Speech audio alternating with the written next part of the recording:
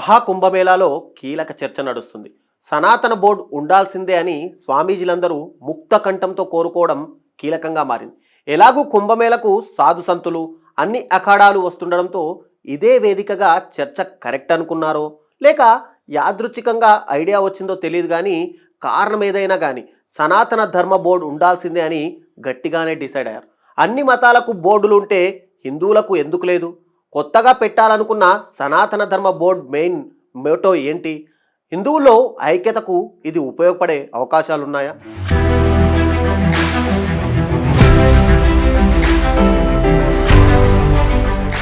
అసలు సనాతన ధర్మాని కోసం మనకేం కావాలి? హిందూ మతానికి స్వేచ్ఛ లేదు. ఆలయాలను ప్రభుత్వం నియంత్రిస్తుంది. సాంప్రదాయ గురుకులాలు మూతపడ్డాయి. వేదాభ్యాసం చేసేవాళ్ళు లేకుండా పోతున్నారు. గోమాతలు వీధుల్లో తిరుగుతున్నాయి. ఆలయాల డబ్బు ఎక్కడో ఖర్చు చేస్తున్నారు. మతపరమైన స్థలాలు అన్యాక్రాంతమవుతున్నాయి. సరిగ్గా ఇలాంటి డిమాండ్ల నుంచే సనాతన ధర్మ బోర్డు నినాదం పుట్టుకొచ్చింది. ఇప్పుడు జరుగుతున్న మహాకుంభమేళాలోనే దీనికి బీజం పడింది. అవును, హిందువుల పరిస్థితి బాగాలేదు, ఐక్యత లేదు, సంస్కృతి సంప్రదాయాల పరిరక్షణకు సీరియస్నెస్ లేదంటూ అన్ని అఖాడాలు అంటే సాధువుల కూటమి ఏకగ్రీవంగా తీర్మానించిన విషయం ఇది. గత కొన్ని రోజులుగా సనాతన ధర్మ బోర్డు ఏర్పాటు చేయాల్సిందన్న డిమాండ్ను కుంభమేళా వేదికగా సాధు సంతులు వినిపిస్తూ వచ్చారు. దాన్ని ఇప్పుడు క్లైమాక్స్కి తీసుకొచ్చారు. తాజాగా కీలక సమావేశం కూడా నిర్వహించారు. ఇప్పుడు కాకుంటే ఇంకెప్పుడు అన్న నినాదంతో కదిలారు. ఇక మార్పు రావాల్సిందే అని గొంతెత్తారు. హిందువులకు పరమ పవిత్రమైన కుంభమేళా ప్రాంగణంలోనే దీనికి పునాది పడాలనుకున్నారు. ప్రభుత్వాలపై ఒత్తిడి పెంచే దిశగా మొదటి అడుగైతే వేశారు. సనాతన ధర్మం అంటేనే ఇదో పెద్ద సబ్జెక్ట్ అన్నట్టుగా మారిపోయింది. ఎవరికి వారే అర్థాలు ఇచ్చుకోవడం కూడా జరిగాయి. చర్చలు జరిగాయి. వాదోపవాదాలు నడిచాయి. అన్ని మతాలకు బోర్డులున్నాయి. హిందువులకు ఎందుకు ఉండొద్దు? హిందూ ఆలయాల నుంచి వచ్చే డబ్బుల్ని ఎక్కడో ఖర్చు పెట్టడం దేనికి? ఆ డబ్బుతో ఇక్కడ చేయాల్సిన పనులు చాలానే ఉన్నాయి కదా అన్నది సాధు సంతుల డిమాండ్. చెప్పాలంటే వక్ఫ్ బోర్డు మాదిరి హిందువులకు ఓ బోర్డు ఉండాలన్నది ఇక్కడ వినిపిస్తున్న వాదన.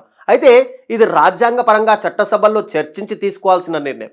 అయితే సాధువుల కూటములు స్వయంగా తమకు తామే ఈ చర్చను తెరపైకి తెచ్చి కుంభమేళాలో చర్చించి ప్రభుత్వంపై ఒత్తిడి పెంచేలా అడుగులు వేశారు. సనాతన బోర్డు అన్న సబ్జెక్టును ప్రవచనకర్త ఆధ్యాత్మికవేత్త దేవకీనందన్ ఠాకూర్ తెరపైకి తేగా అఖిల భారతీయ అఖాడా పరిషత్ అధ్యక్షుడు మహంత్ రవీంద్రపురి కూడా ఈ వ్యవహారంపై కీలకంగా ఫోకస్ పెట్టారు. అఖాడాలతో మీటింగులు పెట్టారు. ఈ బోర్డు వస్తే గనక తక్షణం ఏ పనులు చేయాలి, సాంప్రదాయాలను ఎలా ఫాలో కావాలి, ఏం చేయకూడదు, ఇవన్నీ కూడా ఫిక్స్ చేశారు. మహాకుంభ్ నగర్ సెక్టార్ 17లో నిర్వహించినటువంటి ధర్మసభను మత స్వేచ్ఛా దినోత్సవంగా జరుపుకుంటామన్నారు. సనాతన బోర్డు రాజ్యాంగ ముసాదాయిను ప్రకటించారు. ఈ ధర్మసభకు అన్ని అఖాడాల ప్రతినిధులు, 4 శంకరాచార్యుల ప్రతినిధులు హాజరయ్యారు. ఇది సాధు సంతులు మాత్రమే కోరుకుంటున్నదే కాదు, సినీ రాజకీయ ఆధ్యాత్మిక సామాన్య ప్రజలు కూడా చాలామంది ఇదే అభిప్రాయంతో ఉన్నారనేది ఇక్కడ మరోసారి చర్చకు వచ్చింది. మతపరమైన స్థలాలు, పురాతన ఆలయాల పరిరక్షణ, ఆధ్యాత్మిక విద్యాబోధనకు సంస్థలను స్థాపించడం, యువతను సంస్కృతి వైపు వచ్చేలా ఏకం చేయడం, సామాజిక సామరస్యం, గ్లోబల్ ఐడెంటిటీ. సనాతన ధర్మం బోర్డుకు సంబంధించి 5 ప్రధానమైన డిమాండ్లు కుంభమేళాలో వినిపిస్తున్నాయి. అవి: 1, మతపరమైన స్థలాల పరిరక్షణలో భాగంగా పురాతన దేవాలయాలు అలాగే తీర్థయాత్రల రక్షణ ప్రచారం చేయడం. 2, ఆధ్యాత్మిక విద్య అంటే సనాతన ధర్మానికి సంబంధించిన గ్రంథాలు, సాంప్రదాయాలను బోధించడానికి సంస్థలను స్థాపించడం, విశ్వవ్యాప్తం చేయడం. 3, యువతను ఏకం చేయడం. ఇందులో భాగంగా యూత్ను మతం అలాగే సంస్కృతితో లింక్ చేయడానికి ఆధునిక మాధ్యమాలను వాడడం. 4, కీలకమైన సామాజిక సామరస్యం అంటే హిందూ మతంలోని వివిధ శాఖలు అలాగే సాంప్రదాయాలను ఏకం చేయడం. ఈ విషయంలో చాలా భిన్నమైన అభిప్రాయాలు, వాదాలు, కట్టుబాట్లు, సంప్రదాయాలు ఉంటాయి. మరి అంతా ఒక్కతాటిపైకి వచ్చేందుకు పీఠాలు, మఠాలు ఒప్పుకుంటాయా లేదా అన్నది కీలకంగా మారే విషయం. 5, గ్లోబల్ ఐడెంటిటీ అంటే సనాతన ధర్మ సూత్రాలను అంతర్జాతీయంగా వ్యాప్తి చేయడం టార్గెట్గా పెట్టుకున్నారు. కాబట్టి ఈ సనాతన బోర్డు ద్వారా మత మార్పిడులను అరికట్టడం, దేవాలయ ఆస్తులను పరిరక్షించడం, ధార్మిక సంస్థలను సక్రమంగా వినియోగించుకోవడం లక్ష్యంగా అడుగులు వేద్దామనుకుంటున్నారు. మరి ఈ ప్రయత్నం ముందుకెళ్తుందా? ప్రభుత్వం ఒప్పుకుంటుందా? రాజ్యాంగబద్ధంగా బోర్డు ఏర్పాటు సాధ్యమేనా? దేశం నలుదిక్కల్లో ఉన్న పీఠాలు, మఠాలు ఒప్పుకుంటాయా? సనాతన ధర్మ బోర్డు గురించి ఇప్పుడే కాదు గతంలోనూ చాలా ప్రయత్నాలు జరిగాయి, కానీ అవేవి వర్కౌట్ కాలేకపోయాయి. ఎందుకంటే భిన్న శాఖలు, సైద్ధాంతిక గందరగోళం, అనేక సాంప్రదాయాలు, ఎవరికి తోచిన సిద్ధాంతాలు, ఇన్ని వ్యవస్థల మధ్య దేశ ధర్మాల్ని ఉద్ధరించే వారెవరు అన్న ప్రశ్నలు మనకు తెరపైకి వస్తున్నాయి.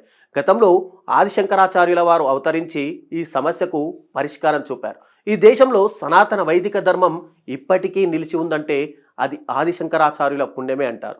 ఆధ్యాత్మికవేత్తలు తత్వం, మతం విషయంలో ఎవరికి తోచినట్లు వాళ్ళు సిద్ధాంతాలు లేవదీస్తున్న పరిస్థితులలో శంకరాచార్యులు అవతరించారు. ఆయన వేసిన ప్రతి అడుగు ఒక పీఠమైంది, పలికిన ప్రతి పలుకు స్తోత్రమైంది, చేసిన ప్రతి ప్రతిపాదన శాసనమైంది. ధర్మానికి మధ్య వైరం, మతంలో ఉన్న శాఖల మధ్య దూరం పెరిగిన సందర్భంలో కథనే మార్చేశారు. తాను స్థానికంగా వైదిక ధర్మాన్ని కంటికి రెప్పలా కాపాడడానికి 4 పీఠాలను స్థాపించారు జగద్గురువు. తూర్పున పూరి, దక్షిణంలో శృంగేరి, పశ్చిమాన ద్వారక, ఉత్తరంలో బద్రీ క్షేత్రంలో పీఠాలను నెలకొల్పారు. తన ప్రధాన శిష్యులను ఈ పీఠాలకు అధిపతులుగా నియమించారు.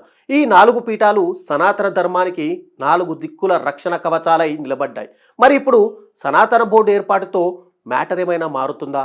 బోర్డు డిమాండ్ చేసినంత ఈజీగా అన్ని మఠాలు, పీఠాలు, శాఖలు ఒక్కతాటిపైకి వస్తాయా అన్న క్వశ్చన్ వస్తుంది.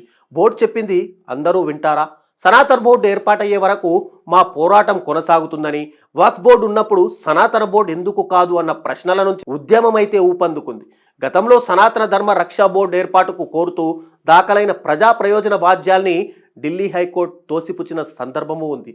అలాంటి బోర్డు ఏర్పాటు చేయాల్సిందిగా తాము అధికారులను ఆదేశించలేమని, ఇది విధానపరమైన నిర్ణయం కావడంతో కోర్టుకు రావడానికి బదులు ప్రభుత్వం దగ్గరకు వెళ్లాలని గతేడాది నవంబర్లో ఢిల్లీ హైకోర్టు సూచించింది. పిటిషనర్ తరపు న్యాయవాది ఇతర మతాల్లో వారికి సంబంధించిన బోర్డులు ఉన్నాయని, ఇతర మతాలను అనుసరించే వారి నుంచి రక్షణ కోసం బోర్డు అవసరం ఉందని అప్పట్లో వాదనలు వినిపించారు. తమ రిప్రజెంటేషన్పై కేంద్రం నుంచి ఎలాంటి స్పందన రాలేదని కోర్టుకు వచ్చామన్నారు. అయితే పిటిషనర్ కోరినట్టు తాము ఆదేశాలు ఇవ్వలేమంటూ కోర్టు అప్పట్లోనే క్లారిటీ ఇచ్చింది. ప్రభుత్వాన్ని ఆశ్రయించేందుకు పిటిషనర్కు స్వేచ్ఛ ఇస్తూ రిట్ పిటిషన్ను క్లోజ్ చేస్తున్నట్టు ధర్మాసనం స్పష్టం చేసింది. రాజకీయంగానూ సనాతన ధర్మ విషయము ప్రకంపనలు సృష్టిస్తూనే ఉంది. గతేడాది తమిళనాడు డిప్యూటీ సీఎం ఉదయనిధి స్టాలిన్ సనాతనంపై చేసిన కామెంట్లు వివాదంగా మారాయి. సనాతన ధర్మాన్ని డెంగ్యూ, మలేరియాతో పోలుస్తూ దానిని తుడిచేయాలన్నారు. అయితే వీటికి పరోక్షంగా AP deputy CM Pawan Kalyan Tirupati Varahi declaration సభలో కీలకమైన కామెంట్లు చేశారు. సనాతనాన్ని ఎవరూ తుడిచేయలేరని, అలా అనుకుంటే వారే తుడిచిపెట్టుకుపోతారన్నారు. సనాతన ధర్మాన్ని కాపాడేందుకు సనాతన హిందూ ధర్మ పరిరక్షణ బోర్డు ఏర్పాటు చేయాలంటూ సూచించారు. పవన్ కళ్యాణ్ చేసిన ఈ వ్యాఖ్యలు దేశవ్యాప్తంగా చర్చకు దారితీశాయి. శతాబ్దాల చరిత్ర ఉన్న హిందూ ఆలయాల పవిత్రత కాపాడేందుకు దేశవ్యాప్తంగా సనాతన హిందూ ధర్మ పరిరక్షణ బోర్డు ఏర్పాటు చేయాలన్న, ఏ రాష్ట్రంలోని ఆలయం అయినప్పటికీ దేశవ్యాప్తంగా ఒకటే సనాతన ధర్మం ఉందని, ఈ సారూప్యతకు ఒకే వేదిక మీదకు తీసుకురావాలని, అందుకే ఏదైనా బోర్డు కానీ వేదిక కానీ తీసుకురావాలన్నారు. దీనిపై పెద్ద ఎత్తున చర్చ జరగాల్సి ఉందన్నారు. ఎవరు తుడిచికి పెట్టుకుపోతారో లెట్స్ వెయిట్ అండ్ సీ అంటూ అప్పట్లోనే ఉదయనిధి సైతం రిప్లై ఇచ్చారు. సో ఈ టాపిక్ రాజకీయంగా కూడా ప్రకంపనలు సృష్టించింది. ఇలాంటి పరిస్థితుల నేపథ్యంలో సనాతన ధర్మ బోర్డు ఏర్పాటు చుట్టూ జరుగుతున్న చర్యలు ఏ మేరకు ఫలిస్తాయో వేచి చూడాల్సిందే.